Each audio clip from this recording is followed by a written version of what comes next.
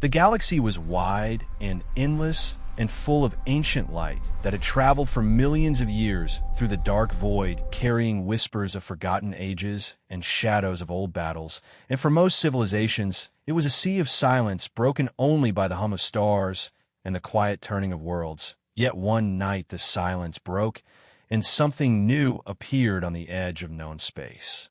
A signal was born not from a star and not from any known machine, but from a place between galaxies, a place so cold and empty that even the strongest empire had never dared to look, and the signal spread through the void like a pulse through water. It touched sensors of alien fleets, it entered the halls of their great libraries, it whispered into their machines, and it spoke in a voice that no one could understand. The most advanced empire in the galaxy was the first to hear it. Their ships were the size of moons, and their cities stretched across the skies of many worlds. They had built machines that lived longer than stars and minds that could see into the past and future. But when the signal came, even their greatest thinkers sat in silence, because it was unlike anything they had known. The voice of the signal was not just sound, it was alive, it moved like a creature, it changed with every attempt to study it. When they wrote it down, it twisted into new shapes. When they tried to translate it, the meaning shifted again, and soon they began to fear it, for no power of theirs could bind it, no science of theirs could explain it. The council of the empire gathered in a chamber of light high above the home world. Their forms were tall and radiant, their faces calm like stone, yet their hearts trembled with worry, for never in their long history had they seen something that refused to bend to their will.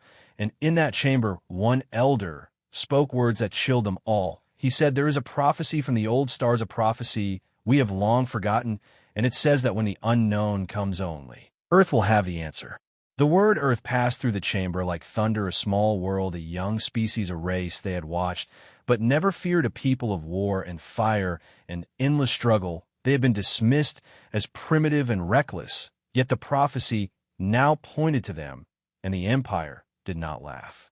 Some among the council argued that it was madness to trust such a fragile species. They said humanity was too weak, too divided, too untested in the vast stage of the galaxy. But others whispered that weakness might be the very strength needed, because the signal did not act like a machine, and it did not follow logic. It moved like a dream, and it burned like chaos, and perhaps only chaos could answer it. Beyond the chambers of power, the signal grew stronger. It began to slip into alien machines, making screens flicker and lights dim, entered the dreams of their people, filling them with visions of endless night and voices that cried in languages unknown. Ships sent to study, it vanished without a trace, and still the signal pulsed across the stars. The empire could feel the weight of fear pressing on them, fear they had not known for ages, for they were masters of the galaxy, builders of wonders older than many suns. Yet now they were helpless before something that came without warning and offered no face to strike. In hidden halls far from the eyes of their people, secret ships were prepared, ships that would leave their shining worlds and travel toward a small blue planet at the edge of a spiral arm, the world called Earth. They came not as conquerors, not as rulers, but as seekers of help, for their greatness had met its limit, and their pride had found its end. On Earth, humanity slept under the stars, unaware of the eyes, watching from far away, unaware of the silent war that had already begun above them. The oceans moved with the tide, the cities glowed in the night, and people lived their small lives, never knowing that the fate of an empire older than memory was about to rest in their hands. The first message to Earth was not one of command, but of plea. It came hidden in radio waves carried by satellites and signals that humans thought were their own. It came as dreams in the minds of a few. It came as a shadow in the sky that disappeared before anyone could take proof, and slowly humanity began to feel that something was different, that something was near. In the chambers of the alien empire, the council made their final choice. They would go to Earth, they would reveal their fear, they would ask for help from the very species they once dismissed as fragile, for the prophecy could no longer be ignored, and the signal would not wait. And so the story began with the galaxy's greatest empire bending toward a world they once believed unworthy, with fear in their voices and hope in their silence. For if the prophecy was true, if Earth held the answer, then the fate of all the stars now rested in human hands, and the unknown waited in the dark between galaxies, hungering and watching and listening for the ones who would dare to answer its call. On Earth, the skies were calm, and the oceans breathed with the pull of the moon, and people moved through their lives unaware of the silent eyes above them. Yet the first signs of change were already falling across the world in the form of signals hidden in the background noise of radios and satellites, whispers that no human scientist could explain. A group of astronomers in a quiet observatory high in the mountains were the first to notice something strange, for within the static of their instruments a rhythm appeared, a heartbeat that was not from any star or planet, and the rhythm grew clearer each night until it became a pattern too deliberate to be nature. They gathered in secret and argued in fear, for it was not human, and it was not random. Elsewhere in the heart of a crowded city, a young engineer began to dream of symbols floating like fire in the darkest sleep, was filled with strange voices that spoke no language he knew, yet he understood their weight. He woke each night covered in sweat, his hands shaking as if he had touched something alive. When he wrote the symbols on paper, they twisted into new forms, just as the alien empire had seen long before. Slowly across the world, people began to feel the touch of the signal. Without knowing its origin, a soldier heard voices when his radio should have been silent. A child drew endless spirals in the sand. Without knowing why, an old poet wrote verses about a storm that had not yet come, and though no one could explain it, humanity was already answering. Above Earth, the alien ships drifted in silence, hidden from human eyes, their shapes vast and ancient, their walls glowing with cold fire. They had not come to conquer. They had not come to rule. They had come because for the first time in ages they did not know the answer. They watched humanity through shadows. They listened to their words and studied their dreams. And the more they saw, the more they began to believe the prophecy. Among the alien council, there was division, for some looked upon humanity with contempt, seeing them as violent creatures who fought one another over borders and beliefs, creatures who built weapons to destroy themselves and wasted the gifts of their small world. But others looked deeper and saw a fire that did not die, a fire that carried them through endless wars and endless struggles, a fire that could not be found in any machine or any alien mind. In the quiet of night, an alien emissary prepared to step upon Earth for the first time. The ship landed in a desert where no human eyes could see, and a door opened like the mouth of a star, and from within walked a figure of light and shadow, tall and strange, yet humble in its movement, for this was not a conqueror, but a seeker of help. The emissary moved through the desert and came upon a lone traveler who had stopped to rest under the endless stars. The human froze at the sight, his heart filled with fear. Yet the alien did not raise a weapon. Instead, it spoke not with words, but with thought, a voice in the mind, gentle yet filled with sorrow. The traveler heard a plea for help and saw visions of galaxies burning, of fleets dissolving in the void, of voices screaming in silence. He felt the weight of an empire too proud to ask, yet now brought low by something they could not fight. And in that moment, he realized the truth: the galaxy's greatest power had come to Earth, because they could not survive without it. The traveler tried to speak, but no sound came, for how could he answer such a burden? The emissary simply placed a hand of light upon his shoulder, and in that touch passed the image of Earth rising as the last hope of the stars. Then the figure faded back into the night, leaving the human trembling alone with a truth that would soon spread across the world. Back in their hidden chambers, the alien leaders argued again. One side demanded that humanity must be controlled, that they must be guided like children, for the danger was too great. The other side answered that humanity must be trusted, that their very chaos was the key, for the signal itself moved like chaos, and no ordered mind could defeat it. On Earth, governments began to notice strange events. Scientists whispered about impossible signals. Soldiers reported seeing lights that vanished before their eyes. Dreams of fire and darkness spread through cities, and no one could explain them. Yet in the silence of uncertainty, a strange idea took root. Perhaps humanity was not being invaded. Perhaps humanity was being asked to save something far greater than itself. In a hidden base under the mountains, a small group of chosen humans was brought together by whispers carried through hidden channels. There were scientists and artists, soldiers and children, each marked by the signal in some way.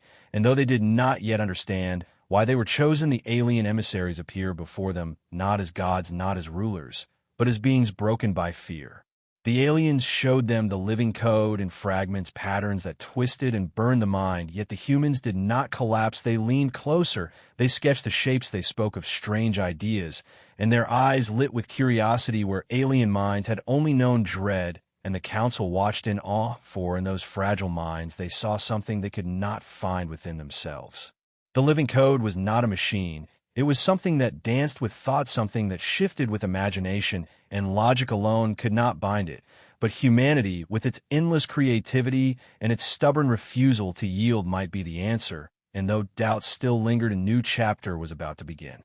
The humans looked at the aliens and felt both fear and pride, for they were small and weak compared to these radiant beings. Yet those radiant beings had come to them with trembling voices and desperate hearts. And in that moment, the humans understood that the galaxy now depended on them. And so the stage was set with humanity standing between the unknown and the stars, with the weight of countless worlds pressing on their shoulders, with no guide but their own imagination, and no shield but their own spirit. And the signal pulsed louder, waiting for them to answer, waiting for them to either rise or fall. The days that followed were filled with restless silence across the earth, as whispers of strange lights and strange dreams spread among people who did not know what was happening, and in secret halls far from human eyes the alien council debated in endless voices that echoed like thunder through their great chambers of crystal and fire, for they knew that the living code was not waiting. It was already moving and feeding, and it would not stop.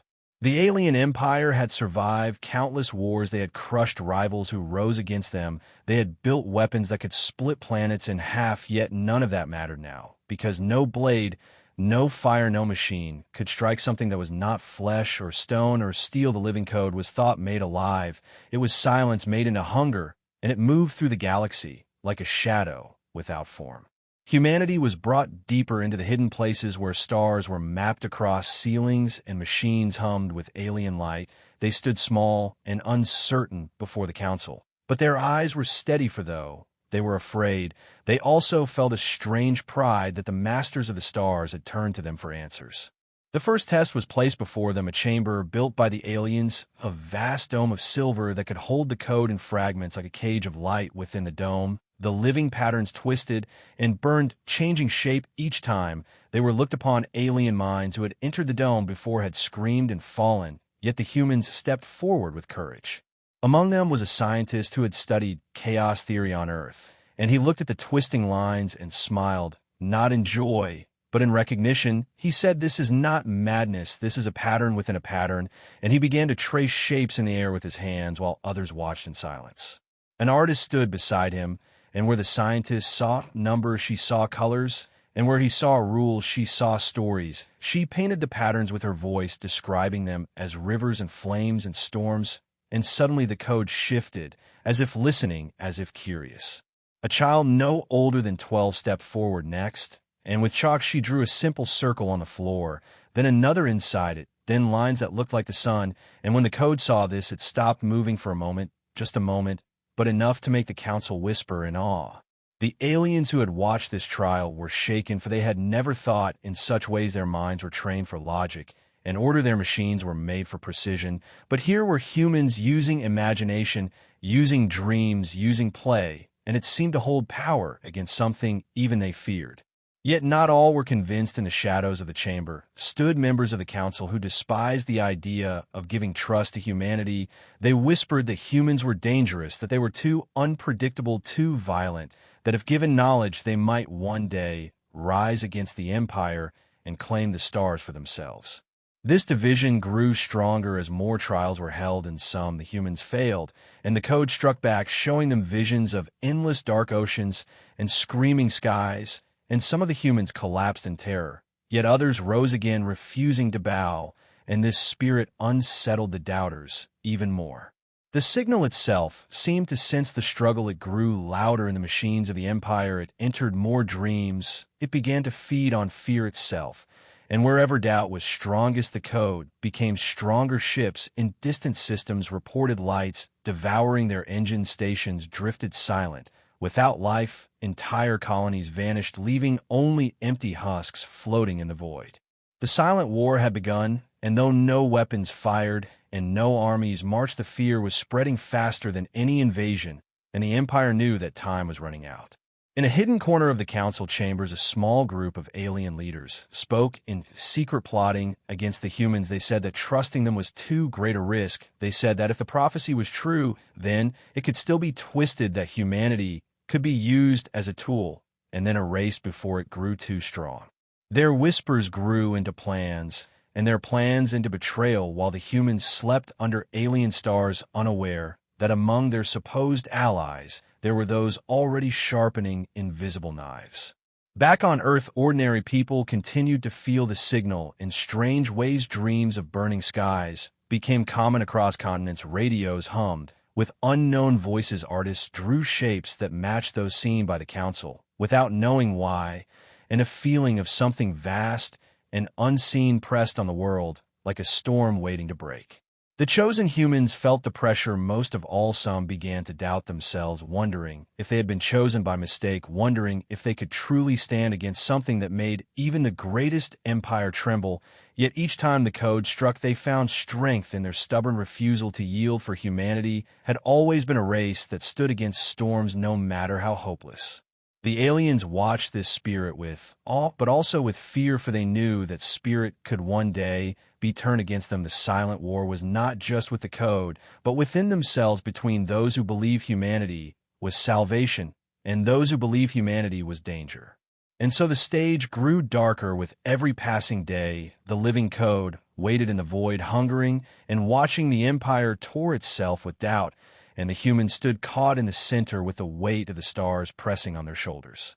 The silent war had begun, and though no one could see its battles, its outcome would decide the fate of every world, every empire, and every life in the galaxy.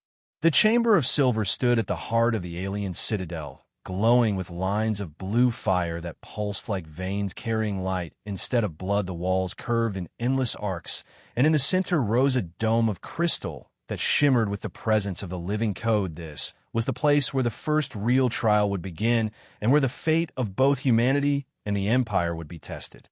The chosen humans entered in silence, their footsteps echoing across the floor of stone polished like glass. They felt the weight of countless alien eyes watching them from hidden balconies above, some filled with hope, some with fear, some with anger and suspicion, for not all wanted this trial to succeed. The code was alive inside the dome. It twisted and burned like smoke trapped in a storm. It formed shapes that had no name, spirals that turned into faces, then dissolved into rivers of fire. Voices echoed, though no mouth spoke, words and languages that made no sense, yet still struck the heart with fear. The humans shivered, but they did not turn away.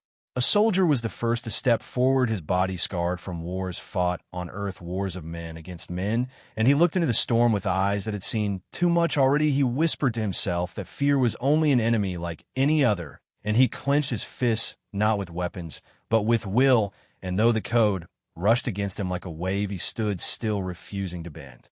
Beside him, a scientist adjusted the strange device. The aliens had given them a sphere of crystal that recorded every movement of the code. She saw the patterns spinning faster and faster, trying to confuse her. But instead of fear, she felt fascination. She traced the lines with her finger in the air and realized that the code was reacting to her attention, as if it wanted to be seen, as if it wanted to play. An artist followed. Next, her voice soft yet filled with courage. She spoke aloud, painting pictures with her words. She called the storm a river. She called the burning shapes a song. She called the chaos a dance. And as she did, so the code shifted slower, calmer, bending to the rhythm of her imagination. The alien watchers gasped, for none of their own had ever managed to calm the code with words alone. Then came the child, her small hands clutching chalk. The aliens had given her space on the floor to draw, and she bent down and began to sketch circles, sun, stars, and lines like rivers. Her laughter rang out innocent and pure, echoing in the vast chamber. And when the code saw her shapes, it froze. Its endless storm stopped for a breath of time, and the silence was so deep that the whole citadel seemed to pause.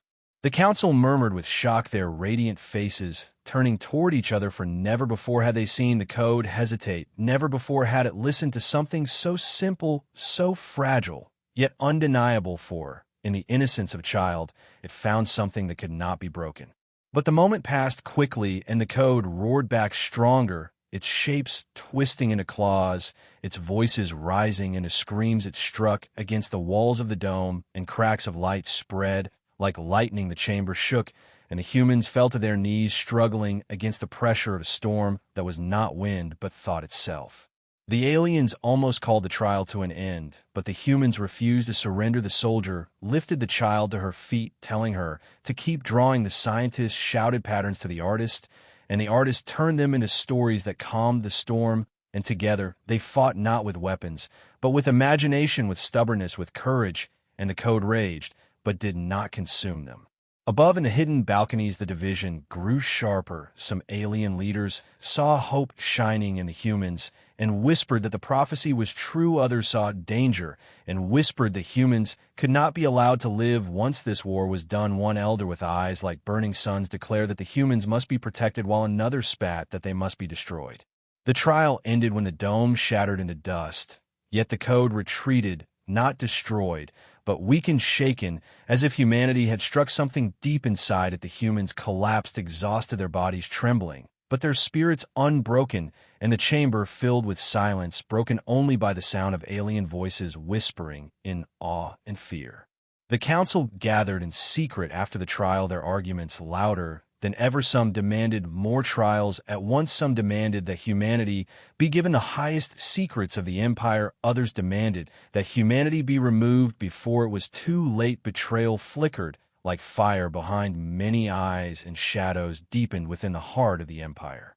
Meanwhile, the humans were taken to a hidden sanctuary deep within the citadel, where they were given food, water, and rest. Yet even as they closed their eyes, the signal invaded their dreams, filling them with visions of burning skies, endless oceans of black fire, and voices whispering from beyond the stars. Some woke screaming, others woke silent with tears, and yet they all rose again with the same stubborn will. The alien guardians assigned to watch them could not hide their wonder. They saw humans laugh, even in fear. They saw them argue with each other, yet always come together. In the end, they saw them draw, paint, write, sing, and turn fear into art, something no alien had ever done for the Empire, had forgotten how to play, how to dream, how to imagine without rules. And so the humans began to change the Citadel itself, their presence a spark that spread among the young of the Empire, who watched them with wide eyes, imitating their drawings, their songs, their strange ways. And the elders feared this change, for it was dangerous, yet also undeniable. But in the far reaches of the Empire, the code was growing bolder. It had begun to eat whole fleets. It had spread through star systems like a shadow devouring lights, and leaving only silence in its wake. Time was running short, and the silent war was becoming a storm. The first trial had shown that humanity held a strange power, a power the Empire could neither explain nor control. But the question remained, would the Empire trust this fragile species with the fate of the stars, or would fear and pride lead to betrayal and ruin? And in the heart of the void, the code stirred, hungering for the chaos that dared to resist it, hungering for humanity itself. The chamber of the council was filled with silence, broken only by the low hum of the machines that kept the Citadel alive. And though the trial of the humans had ended with hope, there was no unity among the rulers of the Empire, for fear and pride moved like shadows through their hearts, and the whispers of betrayal had begun to grow into plans. The trial had shown that humanity could face the living code and survive, that their imagination and stubbornness could weaken what no alien mind could touch. But instead of relief, many of the elders felt only fear, for they saw in humanity a mirror of chaos, of fire that could not be controlled. And they feared that once the war was ended, these fragile beings would rise too high and claim the stars for themselves.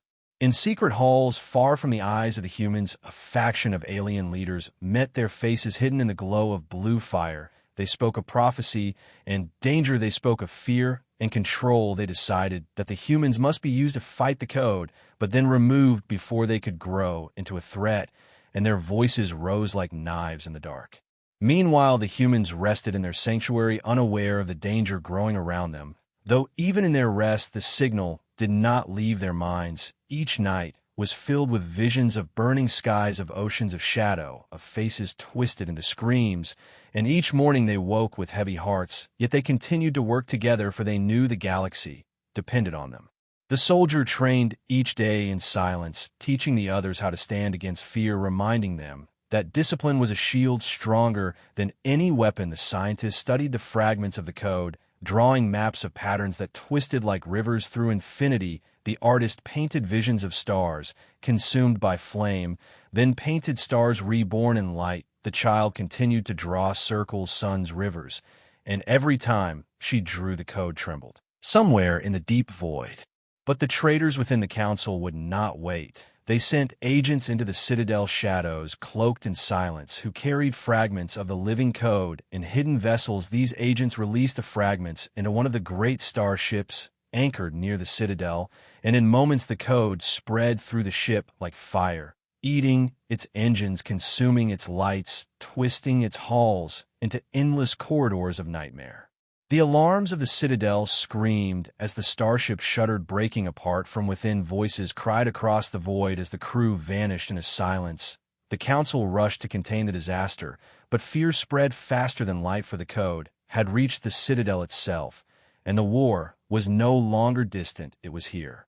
The humans were brought before the council in haste, the elders demanding that they face the storm within the starship. The soldier looked upon their radiant forms and said, "You asked for us, you called us your last hope, then trust us now." The council hesitated, divided between faith and fear, but the storm grew louder, and they had no choice.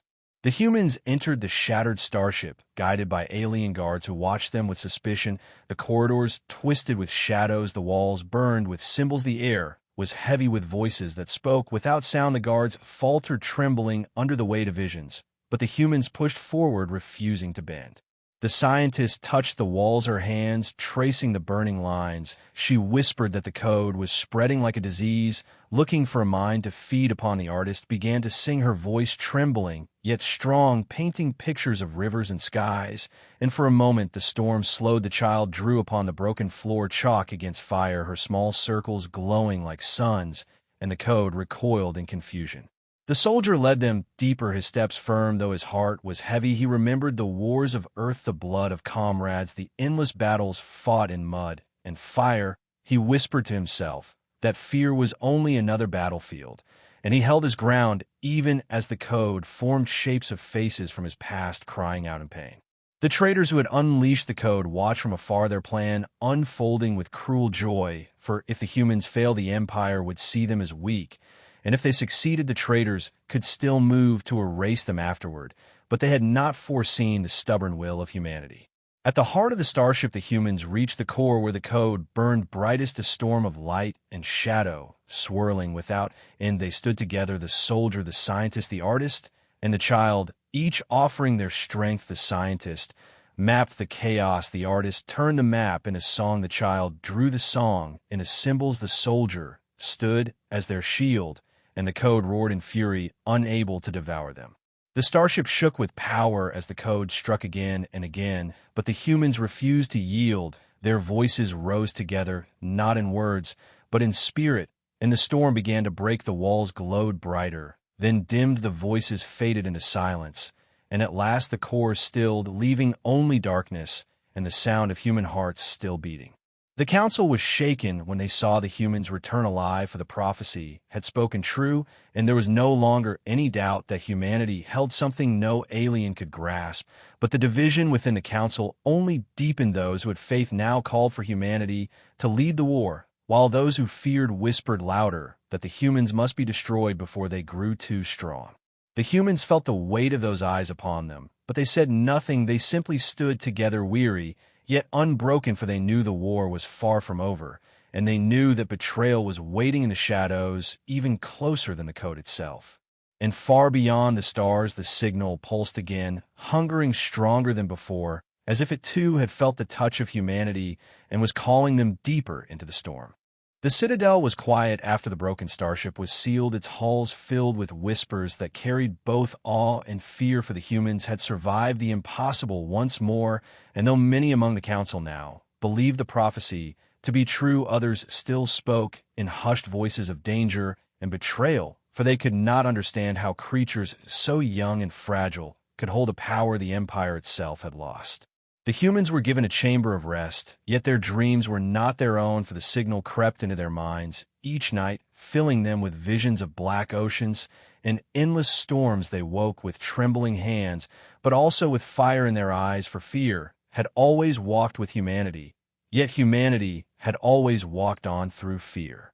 The soldier sat alone, sharpening a blade, though no weapon of steel could strike the living code. He sharpened it still, for it reminded him of Earth, where battlefields were painted with mud and fire, and where courage was carved not from strength but from stubbornness. He whispered that the galaxy had never seen the will of a people who had faced their own end again and again, and yet endured.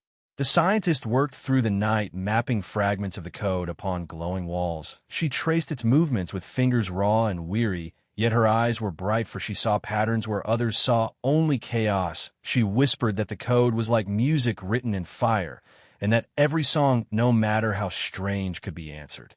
The artist painted upon the walls images of suns rising from storms of rivers, breaking mountains of faces, smiling in the dark. And when the aliens entered to watch, they felt something stir in them, something they had forgotten for ages, for their empire had built wonders, but had lost the art of wonder itself. The child continued to draw with chalk circles and stars and suns, her small hands leaving trails of light across the stone, and the code always trembled when she drew, as if the innocence of creation was something it could not devour. In the far reaches of the empire, more fleets fell into silence. Entire systems went dark without warning. Colonies became graves filled with empty skies. The living code was spreading faster, feeding on fear and thought itself, and the elders knew that the end was coming unless the humans could unlock the secret hidden deep within themselves. The council called the humans to the great hall, a place where stars themselves seemed carved into the walls, their voices heavy with desperation. They said the code was feeding faster. They said entire worlds were already lost. They said humanity must act now, or there would be no galaxy left to save, and their eyes were filled with both hope and dread. The humans stood together before them, weary but unbroken, and they answered that they would face the storm not with machines, not with weapons, but with the only strength they carried within them, the strength that had guided them through endless wars and endless nights, the strength of spirit. The aliens did not understand, for they had long ago abandoned such things. They had built a world of logic and precision where fear was hidden and imagination forgotten. But when they looked into the eyes of the humans, they saw something they had not seen in countless ages. They saw defiance, they saw fire, they saw hope. The humans were taken into a chamber deeper than any before, a place where the living code pulsed like a sun of shadow, burning brighter than ever. It struck against the walls with waves of thought, and the alien guardians faltered, falling to their knees, clutching their minds in pain. But the humans stepped forward without turning away. The scientist began to hum, softly tracing lines of the code with her voice. The artist joined with words, weaving stories from the patterns. The soldier spoke of Earth, of battles fought and lost, and one of comrades who had given everything and still stood in memory. The child laughed as she drew suns upon the floor, her chalk glowing brighter with every line. The code struck back, forming visions of despair, faces of the dead, voices screaming promises of silence. But the humans answered not with fear, but with memory and with creation. The artist painted a child's laughter into the storm, and the storm hesitated. The soldier shouted the names of the fallen, and the code recoiled, unable to consume the weight of sacrifice. The scientist sang louder, her voice breaking yet unyielding, and the code began to falter. The council watched in shock as the impossible unfolded before their eyes. They saw the code trembling. They saw it weakening before no weapon, no machine, but before the simple will of a fragile species. And some wept, though their kind had long forgotten tears, for they understood at last what the prophecy had meant. The hidden weapon of humanity was not strength, it was not knowledge, it was not even survival. It was spirit, it was imagination, it was the endless refusal to bow to despair and the power to create hope even in darkness. But the trial was not without cost. The soldier fell to one knee, his body trembling under the weight of visions that tore through his mind. The scientist collapsed, her voice hoarse from endless song. The artist's hands shook as she painted with blood instead of color, and the child wept as her chalk broke upon the stone. Yet even broken, they stood together, refusing to fall apart. The code screamed a soundless cry across the chamber, shaking the walls, until cracks of light spread like veins, yet it did not consume them. It recoiled for the first time, truly wounded, truly afraid. It fled back into the void, leaving silence heavy and terrible behind. The humans lay upon the floor, their breaths ragged, their bodies weak, but their spirits alive, and in that moment the galaxy itself seemed to hold its breath, for they had proven what no one had believed, that the greatest empire in the stars could not defeat the code, but humanity could.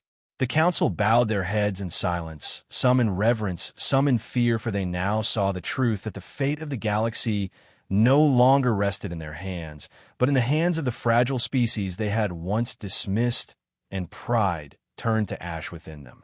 Far beyond the citadel, the code stirred in the void, broken, but not destroyed, hungering, yet fearful, watching, yet waiting for it, had felt something it had never known before. It had felt hope, and hope was poison to its endless hunger. And so the silent war had reached its turning point, with humanity revealed as the hidden weapon of the stars. The citadel stood silent under the weight of what had just been witnessed, for the living code had fled from humanity, and though the storm was not destroyed, it had been broken in a way that no alien power had ever achieved. The halls glowed with the fading light of the trial chamber, and every eye across the empire turned toward the small, fragile beings who had stood where none could stand before. The humans rose slowly, their bodies weak and weary, yet their eyes filled with fire. The soldier carried scars in his mind, but he still stood tall, his voice steady. Though his limbs shook, the scientist trembled, yet clutched her notes with hand stained and light, her lips whispering new patterns. Even as her breath grew faint, the artist leaned upon the wall, yet she still painted with fingers raw from blood and color, and the child clutched a piece of chalk, broken and small, yet glowing with the light of suns. The alien council watched them in silence, for they could no longer deny the truth. The prophecy had spoken, and humanity had answered with defiance, and with hope. The empire that once believed itself eternal now stood humble before a race that had barely touched the stars.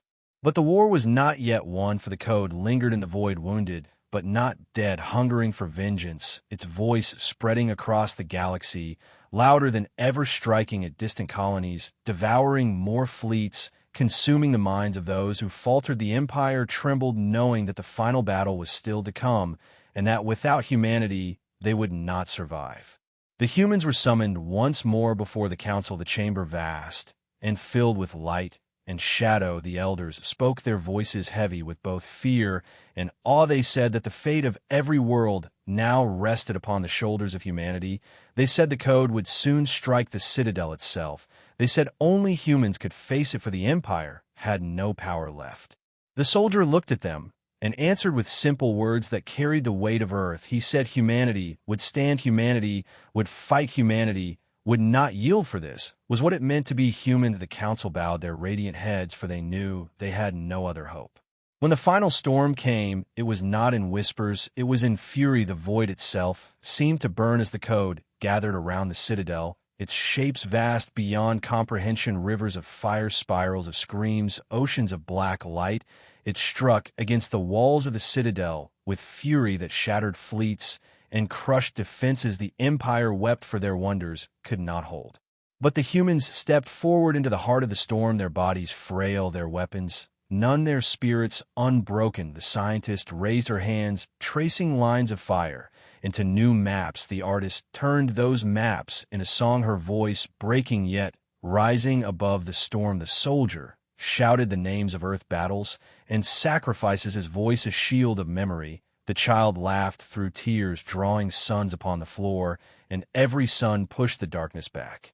The code screamed, its endless hunger striking deeper, tearing into minds, but humanity answered not with despair, but with hope. For hope was the one weapon the code could not consume. The soldier spoke of comrades who gave their lives. The scientist spoke of dreams not yet born. The artist painted visions of dawn rising beyond endless night. The child drew circles that turned into galaxies filled with light, and the storm trembled.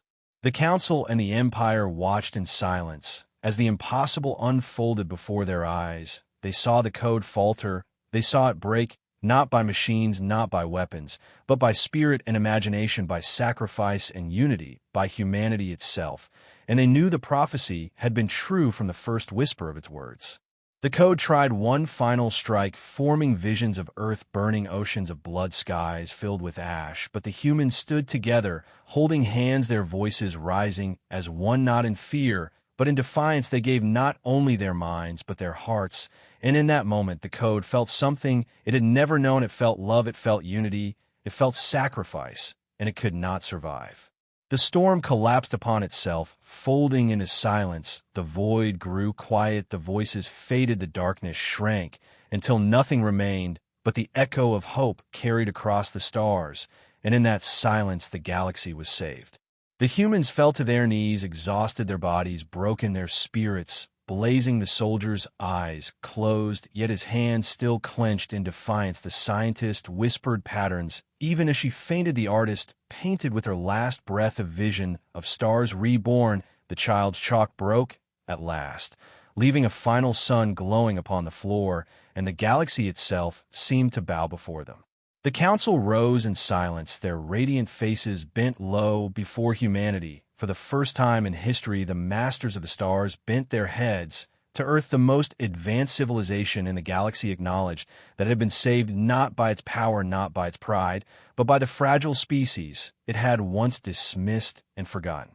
Across the empire, news spread like fire. Every world, every colony, every being learned the truth that humanity had stood against the unknown, and triumphed. Hope returned to the stars where fear had lived for too long, and whispers of a new age began to rise.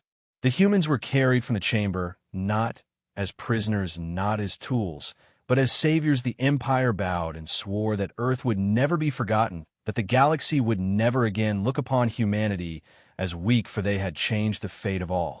And far beyond, in the silence of the void where the code had vanished, something stirred, watching, waiting for another chance. Yet it carried within it the memory of humanity, the fire it could not devour, and the hope it could not kill. The galaxy would never be the same, for on that day, the most advanced civilization had bowed to Earth, and the stars themselves seemed brighter, as if the universe had witnessed and remembered the strength of the fragile beings who refused to surrender.